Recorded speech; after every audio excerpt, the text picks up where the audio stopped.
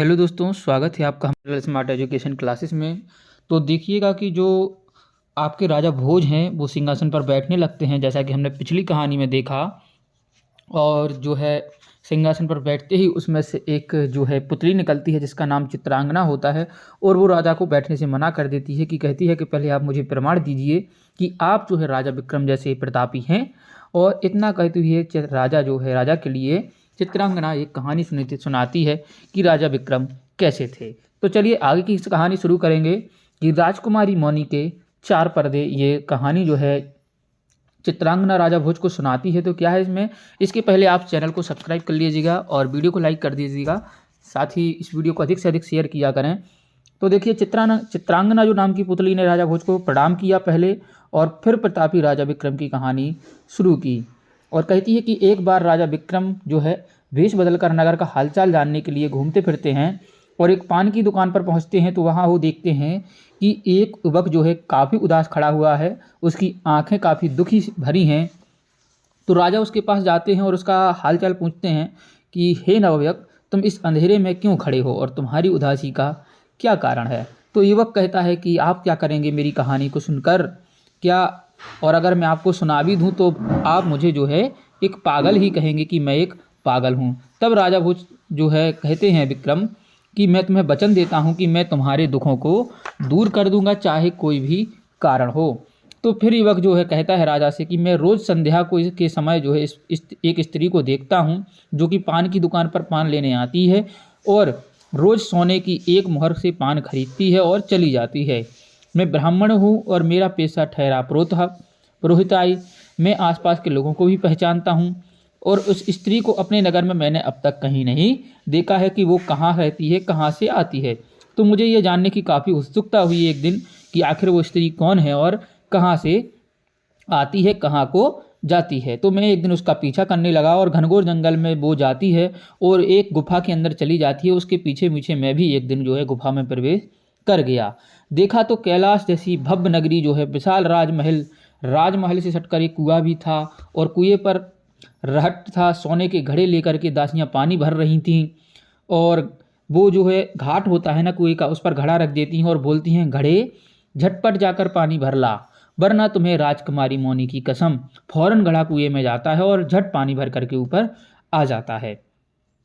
तो ये सारी चीज़ें चल रही थी। यह देख करके मैं दंग रह गया।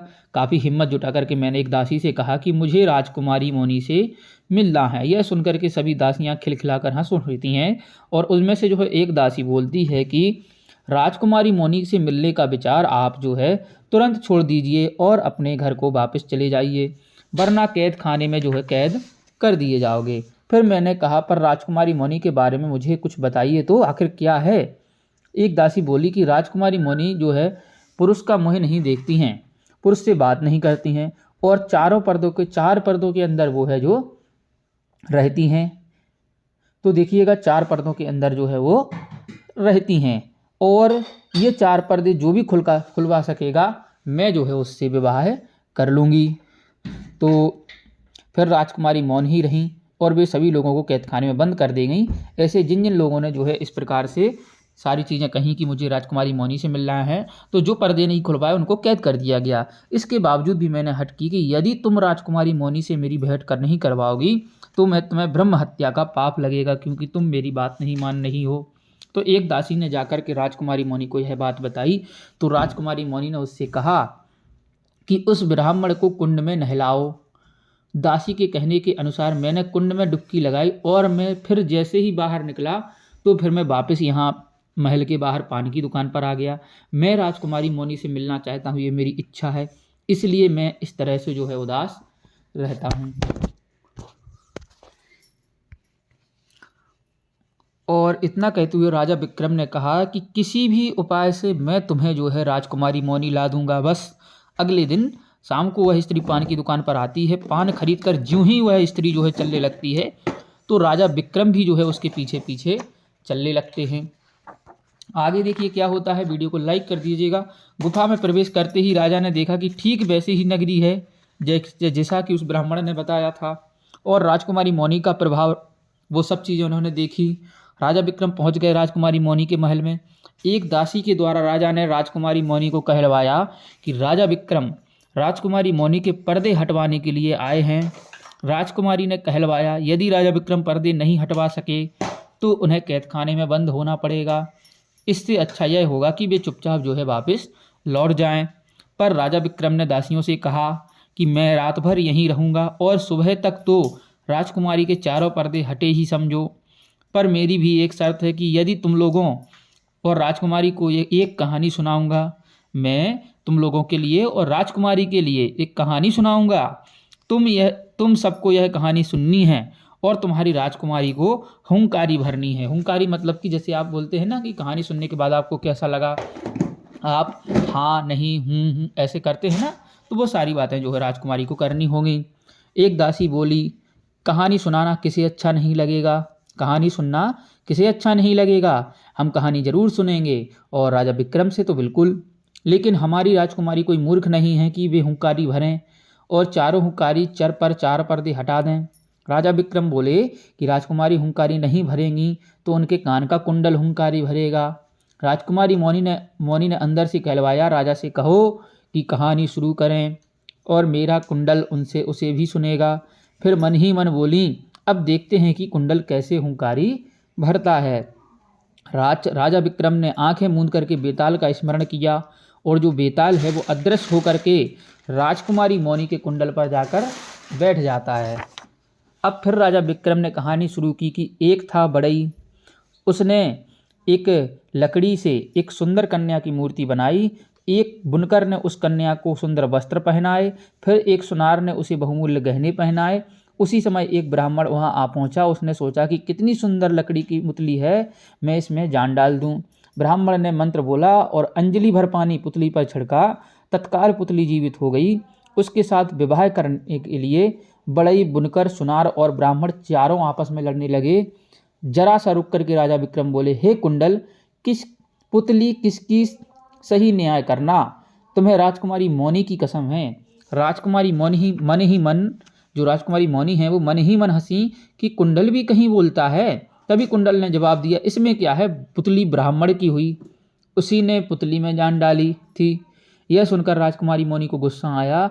गुस्से में उनके मुख से निकल गया कि कुंडल तो एकदम मूर्ख है, कुंडल तू तो एकदम मूर्ख है। ब्राह्मण ने पुतली में जान डाली इसलिए वह ईश्वर के समान है। समझ गए आप लोग कि ब्राह्मण ने जो है पुतली में जान डाली है तो वो क्या, एक ईश्वर के समान है। बढ़ई ने उस पुतली को गढ़ा है इसलिए वह एक पिता के समान है। बुनकर ने उसे वस्त्र पहनाए इसलिए वह भाई के समान है। परंतु सुनार ने पुतली को गहने पहनाए इसलिए वह जो है पति के समान है। अतः पुतली जो है सुनार की हुई। तो ये कहानी पूरी होती है और राजा विक्रम मंद मंद मुस्कुराते हुए बोले चुप रहना भूल गई ना राजकुमारी मौनी, इसलिए अब आप जो है एक पर्दा हटा दीजिए। व्याकुल होकर के राजकुमारी मौनी ने एक पर्दा हटा दिया। फिर मन ही मन निश्चय किया कि अब पर्दा हटाने के लिए राजा विक्रम चाहे जितनी भी कोशिश करें मैं इनसे बात ही नहीं करूंगी। राजा विक्रम ने कहा अब मैं दूसरी कहानी कहूँगा, आप हुंकारी भरेंगी। अगर आप हुंकारी नहीं भरेंगी तो क्या होगा, आपका सोने का हार हुंकारी भरेगा। बेताल अदृश्य रूप से जो है सोने के हार पर जाकर बैठ गया। अब राजा ने कहानी शुरू कर दी कि एक था राजकुमार, उसका विवाह रूपावती नाम की राजकुमारी से हुआ था। राजकुमार और मंत्री का पुत्र था, दोनों काफ़ी घनिष्ठ मित्र थे। एक बार ससुराल से संदेश आने पर राजकुमारी रूपावती को लेने गया तो मंत्री के पुत्र को भी साथ ले गया। रथ जंगल से गुजर रहा था, रास्ते में महादेव जी का एक मंदिर आया।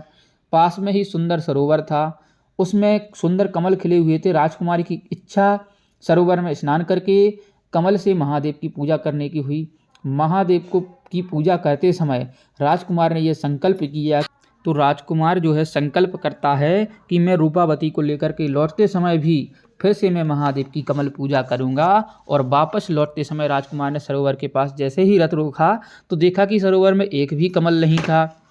राजकुमार ने सोचा कि अब कमल पूजा का क्या होगा, मेरे संकल्प का क्या होगा। मन में मन कुछ निश्चित करके राजकुमार मंदिर में गया और बोला हे महादेव, कमल पूजा के लिए मेरा मस्तक स्वीकार कीजिए। और तलवार के एक ही बार में सिर उतार दिया। काफ़ी देर हो गई फिर भी राजकुमार मंदिर से नहीं लौटा। अतः तलाश करने के लिए मंत्री पुत्र मंदिर में जाता है और राजकुमार की यह दिशा देख करके मंत्री पुत्र ने भी अपना सिर जो है धड़ से अलग कर दिया और महादेव को समर्पित कर दिया। अभी तक कोई नहीं लौटा क्यों नहीं? तो यह रूपावती देखने के लिए मंदिर जाती हैं। तो कटे हुए सिरों को देख करके रूपावती शोक में डूब गईं। मैं भी अपने पति के पीछे अपने प्राणों का त्याग करूंगी, यह निश्चय करके रूपावती ने तलवार उठाई। तभी महादेव प्रकट हुए और बोले, मैं तुम पर प्रसन्न हुआ हूँ, तुम्हें जो चाहिए मांग लो। तब रूपावती कहती हैं कि हे महादेव, आप इन दोनों को जीवित कर दीजिए। महादेव ने कहा, धड़ के ऊपर सिर जमा कर पानी छिड़को। जो धड़ हैं उनके ऊपर सिर जमा करके पानी छिड़को, दोनों जीवित हो जाएंगे। हर्षावेश में रूपावती ने जल्दी जल्दी में दोनों के धड़ सिर जमाए पर झटपट पानी छिड़का। तुरंत दोनों ही जीवित हो गए। पर जल्द में रूपावती ने एक गलती क्या कर दी कि अपने राजकुमार के धड़ पर मंत्री पुत्र का सिर रख दिया और मंत्री पुत्र के धड़ पर राजकुमार का सिर रख दिया। अब बोलो, रानी रूपावती किसकी हुई? और इतना कहते हुए सोने के हार ने तुरंत जवाब दिया कि विवाह मंडप में बैठकर रूपावती ने जिसका हाथ पकड़ा हो उस धड़ की।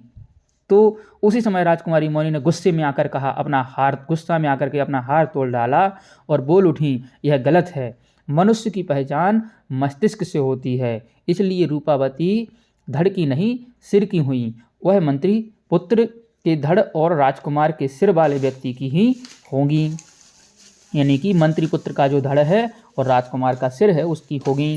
राजा विक्रम मुस्कुराते हुए बोले, आपकी बात तो सच है राजकुमारी मौनी, पर आप दूसरी बार भी बोल पड़ी, दूसरा पर्दा भी हटा दीजिए। और राजकुमारी मौनी ने दूसरा पर्दा हटा दिया। फिर राजा विक्रम बोले, अब मैं तीसरी कहानी कहूँगा। आप हुंकारी नहीं भरेंगी तो आपकी पायल हुंकारी भरेगी। वीर बेताल पायल पर जाकर के बैठ जाता है। राजा विक्रम ने फिर एक नई कहानी सुनानी शुरू की। कहानी सुनने में तल्लीन राजकुमारी मौनी इस बार भी कहानी के अंत में बोल उठी और तीसरा पर्दा भी हट गया। फिर राजा विक्रम हंसते हुए बोले कि अब मैं चौथी कहानी कहता हूँ, आप हुंकारी भरेंगी ना? राजकुमारी मौनी ने मन ही मन निश्चय किया कि इस बार कहानी के अंत में चुप ही रहना है। राजा विक्रम बोले, यदि आप हुंकारी नहीं भरेंगी तो आपका कंगन हुंकारी भरेगा। और इतना कहते हुए राजा विक्रम कहते हैं, बेताल कंगन पर बैठ जाता है स्मरण करते हुए। और रात्रि का चौथा पहर शुरू हो चुका था। अभी राजकुमारी मौनी का चौथा पर्दा हटवाना बाकी था। राजा विक्रम ने कहानी शुरू की कि एक थी नगरी, उसमें दो मित्र रहते थे। एक लंगड़ा था और दूसरा अंधा था। लंगड़ा जो है अंधा लंगड़े के कंधों पर उठाता, अंधा जो व्यक्ति है वो लंगड़े को कंधों पर उठाता और लंगड़ा अंधे को रास्ता बताता था। एक बार अंधा और लंगड़ा दोनों इस प्रकार घूम रहे थे। उसी समय सामने से एक हथनी आई और अंधे लंगड़े की जोड़ी पर उसने कलश उड़ेल दिया। राजा ने निश्चय किया था कि हथनी जिस व्यक्ति पर कलश का पानी उड़ेगी उसी के साथ वो अपनी राजकुमारी का विवाह करेंगे। अंधे पर लंगड़ा सवार हुआ और राजकुमारी के साथ मंगल फेरे हुए। 7वें फेरे के बाद राजकुमारी किसकी पत्नी बनी, अंधे की या लंगड़े की? और इतना कहते हुए कि पत्नी किसकी है, अंधे या लंगड़े की? कंगन ने तुरंत जवाब दिया, जिसने मंगल फेरे किए उसकी फेरे अंधे ने किए, इसलिए राजकुमारी अंधे की हुई। तभी राजकुमारी मौनी तमतमाती उठी, कंगन फेंकती हुई बोली कि अंधा तो लंगड़े का घोड़ा है और घोड़े पर जो सवार होता है सच्चा दूल्हा वही होता है। और राजा विक्रम बोले, अब चौथा पर्दा भी हटा दीजिए राजकुमारी। राजकुमारी मौनी ने चौथा पर्दा हटा दिया और राजा विक्रम के पास आकर बोली, राजा विक्रम मैं हारी, आप जीत गए, अब मैं आपकी दासी हुई। राजा विक्रम ने कहा, यह काम मैंने एक ब्राह्मण युवक के लिए किया है, इसलिए मेरे साथ आओ और उस ब्राह्मण युवक से विवाह करो। इस प्रकार राजा विक्रम ने ब्राह्मण युवक का राजकुमारी मौनी से मिलन करवा दिया। हे राजा भोज, राजा विक्रम ऐसे चतुर और परदु खवंजक थे।